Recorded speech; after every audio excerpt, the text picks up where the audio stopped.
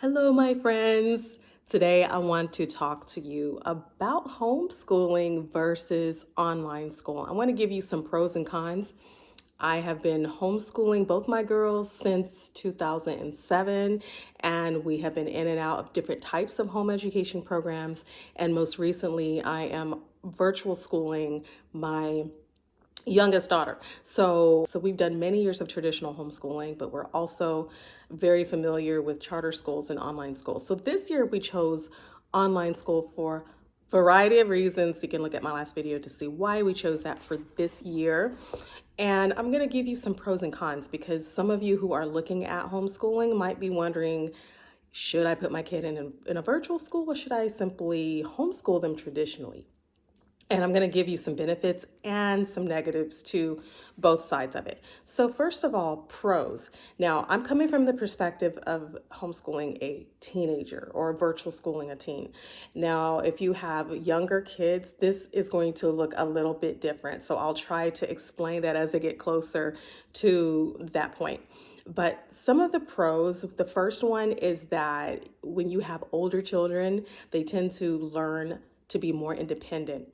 And that is a skill set that they need to have for high school, college, and beyond. So, independence is really big on my list. And that's one of the reasons I chose virtual school this year. And that independence is not something that you can expect from younger children. So, if you're putting younger kids, meaning kindergarten through fifth grade, in virtual school, you're going to have to hold their hand a little bit, and it's going to be a little bit more work on your part as the parent or learning coach. So it's different for younger kids, but for the older kids, they do get to exercise the independent skill. Okay, so that's one of the pros if you're looking to help your children learn to to be to be able to take their assignments, go do their assignments, turn them in, and connect with their teachers and figure out what they need to do every day, show up to class on time for their live lessons. All of that is part of learning the art of being independent. And so that's one of the pros. Also, online school allows your kids to become more accountable. So as for the older children, they need to be more accountable to adults other than yourself, right? So teachers outside of mom and dad. And so it helps them to know that they need to be able to write this paper in APA format because that's what this particular teacher needs from you. And just following instructions and following through on the requirements of an assignment is really important, especially if your kids have been in a homeschool setting for a really long time and they've only had to be accountable to mom and dad. It's a little bit of a shift in mindset. Now, if your kids are coming from public or private school, they already get this. They understand the idea of turning in their assignments and meeting expectations. But sometimes in a traditional homeschool setting, it can be a little bit loose. And so this is where the accountability, I think, is really a great skill to learn. And objectivity, right? So when they're turning in assignments, they're getting their grades and their feedback from an objective point of view. It's not mom and dad's emotional stance or anything that we're feeling. Mom and dad are not able to pour our feelings and emotions and opinions into their feedback. Like if it's a math exam, we're not just gonna give you some credit when you don't deserve it, right? So that objectivity, having an outside bird's eye view looking in, as opposed to only mom and dad looking at your schoolwork. I think that has been helpful, at least for my teenager, my young teen. So those are some of the pros for teens. If you have younger kids, I'm sure your pros list probably looks a bit different. One more pro is that for mom and dad, right, we get to maximize our time. So when our kids are in online school, when they're taking their classes and doing their schoolwork, that's mom and dad's time to go and get their work done, right? So my time becomes more maximized and I'm able to really just get a lot more done because I'm not having to worry about creating lesson plans. It's already there on her computer. She opens it up, she does the lessons. It's cut and dry, really. And then I'm doing administrative stuff. So I'm going to get into the administrative stuff in just a moment.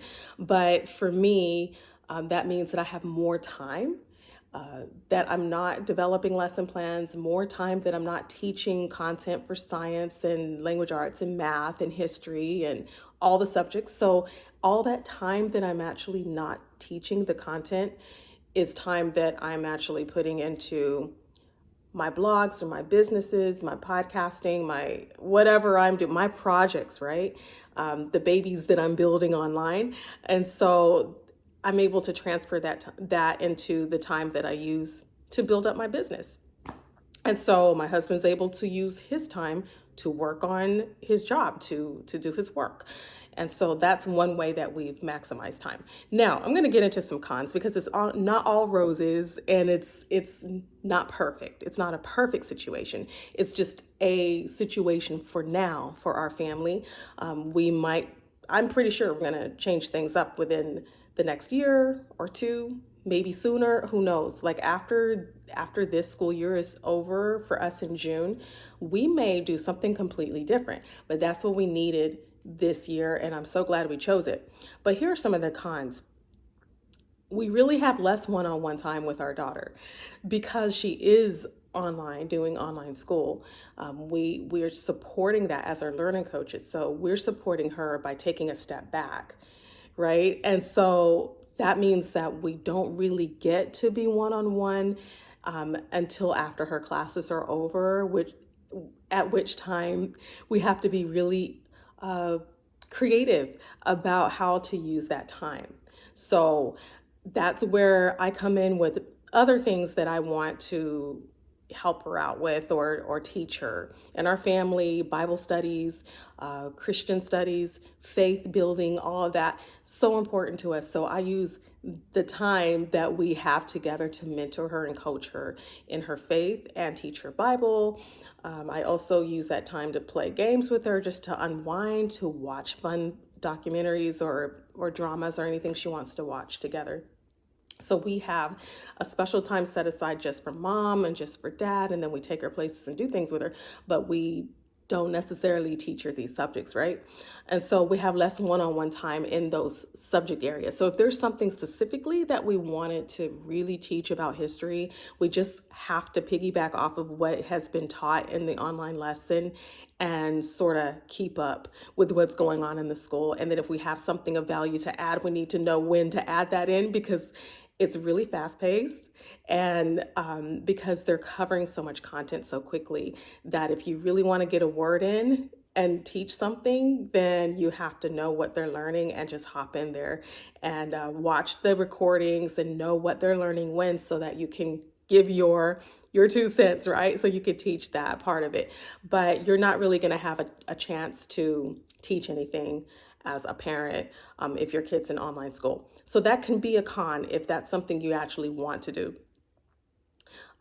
For younger kids, I think K through fifth, there may be a little bit more one-on-one, because you're actually expected to sit beside your student and coach them through the content. And sometimes you have to help them read what's on the screen and kind of explain to them what they're reading as they go through the slides. So it's a little different for the younger children, but I'm talking about teenagers and older, so middle and high school. Another con is that it's not creative. So if you're looking for a creativity in a like a traditional homeschool setting, where you can create your own curriculum, where you can lay everything out and choose which curriculum you want, or like I said, create it yourself, or print out things from teachers, pay teachers, and make it fun and exciting, and add in creative projects, and do some notebooking, and do some hands-on experiments together, and just kind of go at your own pace. If you have a bright or brilliant idea that you want to go take a hike and then, or go to a museum, and you can do some things like that with online school. You can definitely go on field trips and kind of add on to what you're doing at home. Definitely, for sure, you can do that. But if you're looking for a lot of creativity and freedom within your homeschool to be flexible and do things the way you wish, then you don't want to choose virtual school. And that is because there's not a lot of time for creativity when you're trying to just check the boxes, right? So that is a con. Another con is that you might actually feel like you're spending more time keeping up, right? So you're trying to keep up. You really want to know what you really need to know what's going on in your children's classes. So it's up to you as a learning coach to make sure that you're staying on top of what they're learning. If they're older, like my daughter's in the eighth grade right now, so the older they are, the less involved parents tend to be because it is a lot to keep up with, and because they are learning independent skills. You kind of just let them run the show, and then you just keep track of the administrative just to make sure that they're on track. And it shows you a progress bar, on the screen about whether or not when you first log in, there's a screen that shows with our school, at least at Connections Academy, whether or not they're on track or if they're behind or if they need some help in some areas. So as long as they're on track, parents typically tend to step back a little bit and let their kids just do what they need to do. They show up for the classes they need to. If they don't need to show up, they don't. They get their work done. And then you just kind of look at their grades to make sure they're making progress. So keeping up, if that's not something if you feel like the idea of keeping up is flipped from what you want to experience in your homeschool, where you want to be proactive and be in charge rather than keeping up and being behind, then maybe online school is not for you. Um, and like I said, this is just based on my experiences. I have had one daughter in online school twice in the past 7 years. That was my oldest. She's now out of the house in a college dorm. And so she experienced it twice. And then also now my youngest daughter. And so from those three experiences with online school, I can say that this is definitely something that you have to really think about before you jump into it, because it's a whole different experience than homeschooling. It really is not homeschooling, but you can make it what you want it to be. So I don't really call it homeschooling, but I call it online school with a homeschool twist, because we always add our own things into it with the way our family is. We always kind of do things our own way. So that's just how we look at it. But it really is a virtual school that your child is on that schedule. And then the last thing is, like I keep mentioning, administrative. That can be a con. So if you're not at all interested in keeping track of attendance, and I mean, not that it's difficult to do, you just simply just mark their attendance every single day, but something you have to remember to do. But if you're not interested in marking attendance, if you're not interested in making sure that you log into your dashboard as a learning coach and check in on your students periodically and make sure that they're talking to their teachers as often as they need to, then maybe online school's not for you either, because these are all tasks that you have to agree to participate in as a learning coach before you enroll your student. So these are my pros and cons. And I think that, whatever you choose to do with your children, online school, public school, private school, school at home, traditional schooling, and whatever method you choose, I just pray that you have a blessed school year. I don't know when you're watching this, if if you're at the beginning of a school year and you will have to decide like what you're going to do with your kids, then I pray that whatever you choose to do will be the right thing for you and your kids, so that you can all be happy, because you want to have a happy school year. And I will say that our school year this year in 2021-22 has been great. We've had a wonderful experience with online school. My daughter really got into things immediately because she just was craving that independence anyway.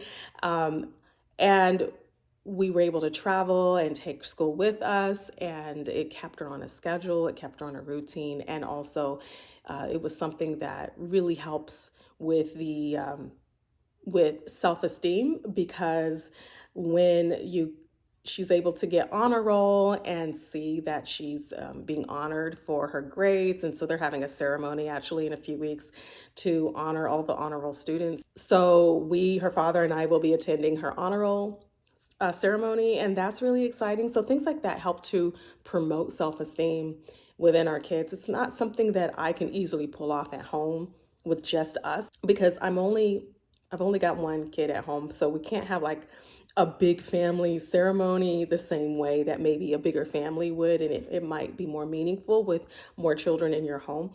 But things like that, those small, it may seem really small, but they mean a lot to our kids when they're being honored. And so the fact that the school offers, things like that to honor kids who have worked really hard to attain good grades and keep their grades up, that means a lot. So will we do online school next year? I don't know. We're going to look at our options. I think after this year of online school, we definitely have the option to enroll again, to stay enrolled next year. But we also have the options to look at things that are a bit more creative to see if that's the route we want to go.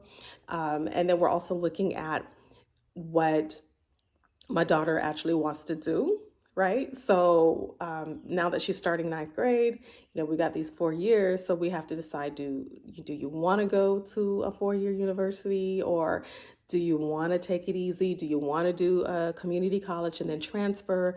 Like, we're kind of looking at what the options are and also what her interests are to see how we can get her plugged into the things that she really likes doing, which at the moment seems to be um, two things: art and writing. So we see her as kind of a poet and a writer and artsy. So we're just looking into different things that could help to bring out that creativity within her. And has she had a chance to do a lot of that with online school? A little bit on her own terms, but it hasn't been like integrated as part of our homeschooling because she's on that track for online school, right? So she has to do the online school stuff that she's required to do. But she is doing some of her own writing and things like that on her own time. But if we were to be a bit more creative and do traditional homeschooling again next year, we could definitely incorporate all that she's trying to do into our school day and make it more about her as opposed to checking off the boxes for all of the courses she needs. So we're looking at all of our options, but I wanted to give you guys those pros and cons in case you're thinking about whether or not you should sign up for virtual school next year. But to give my review on the school, I would say that for our experience, this year was a plus. We really enjoyed our time at Connections, and we enjoyed it so much that there's a high possibility that we're going to re-enroll, but we're just not positive yet if that's actually what we're going to do. But I wanted to let you guys know that it's a great experience for what we had with my oldest daughter about 5 years ago or so. It was not the best experience because her personality and online school just didn't fit. She needed to be in person, even if it was just once a week at a co-op, she needed to be in person. And so the virtual schooling just wasn't a good thing for her. In addition to the fact that for her, it was overwhelming because she tends to take more time to work through her materials. So it took her a little longer to get through her subjects, which meant that it was overwhelming and her days were longer. So it's really about your child. It's really about their personality and their individualistic needs. And so you just have to tap into what's best for that child at that season and change it up. If things need to change it. So that's my advice to you. And I hope that this has been helpful to you. And I'll talk to you guys later. Bye.